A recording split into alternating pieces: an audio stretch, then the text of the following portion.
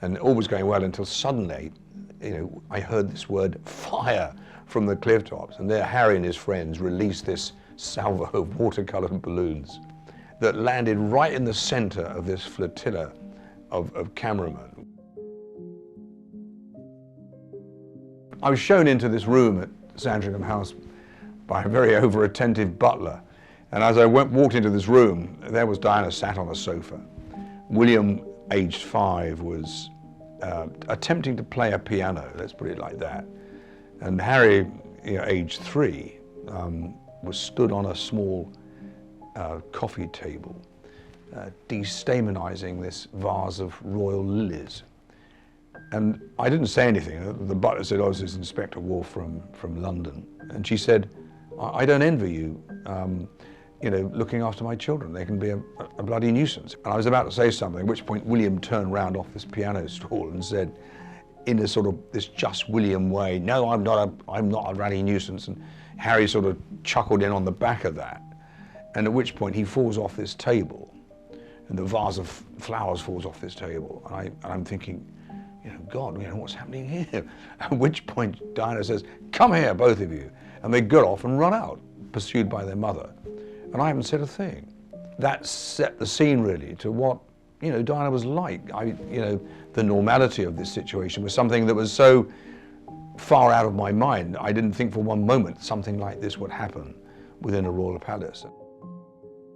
Diana had this idea that she wanted everybody within the household to be part of this family. So in essence, we were all, part of this wider family, the chefs, the dressers, the chauffeurs, the housekeeper, the gardener, whoever else came in. We were all part of this gathering. I don't think it suited the Prince of Wales that much. I mean, he was very traditionally royal.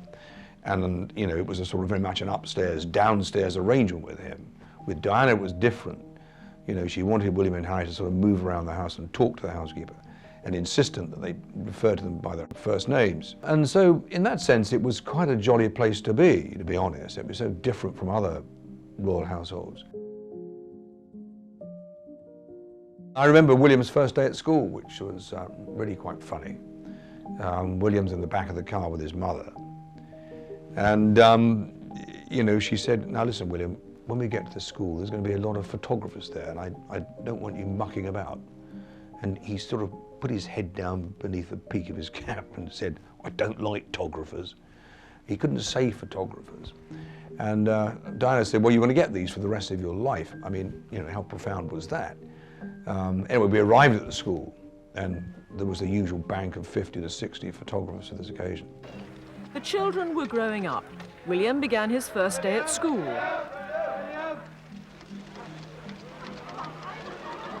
Now, his arrival at the school was so different from Harry's, and this gives you an idea of their different characters, because when Harry arrived at the same school sometime later, with the same brief, I guess, from his mother, what does Harry do? He has that sort of fantastic ceremonial leer out of the window, putting his tongue out of the press.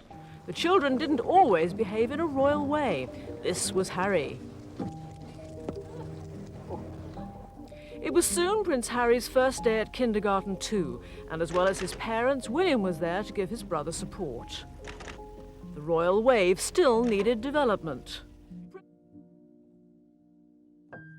I was very fortunate to go with Diana to Richard Branson's island, Necker Island in the British Virgin Islands, but literally half a mile across the lagoon at Byrus Creek were 60 to 70 of the world's press, media, paparazzi, whatever you want to phrase it.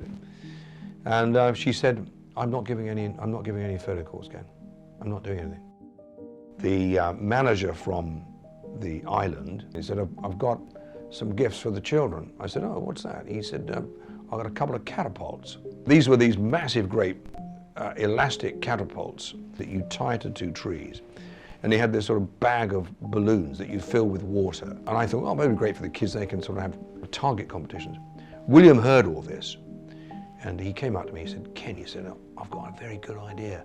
I said, "What's that?" He said, "Well, when Mummy has to give a press opportunity, Harry and me and my cousins, we can be on the cliff top and we can fire the balloons at the press."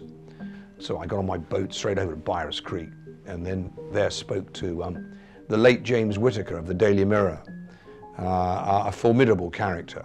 So he coordinated the event, and I said, you've got 15 minutes off the shore, Diana will be there with the kids on the beach with the buckets and spades. That's it. When that is all over, not a problem. So the following day, this flotilla of small boats arrive, and they were delighted, of course. You know, some of the best shots of Diana that ever came out in the sort of leopard skin costume, etc.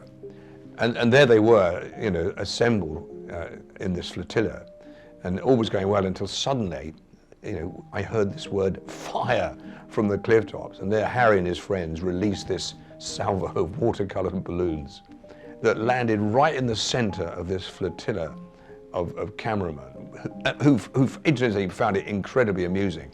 And one of the balloons hit Whittaker. And of course, that was his pièce de résistance, because he then shouts up something, "I've just been flayed by the future King of England." And of course, everybody started laughing on Diana on the beach, her mother, her sisters, her brother. It was an incredible experience, all because of William's idea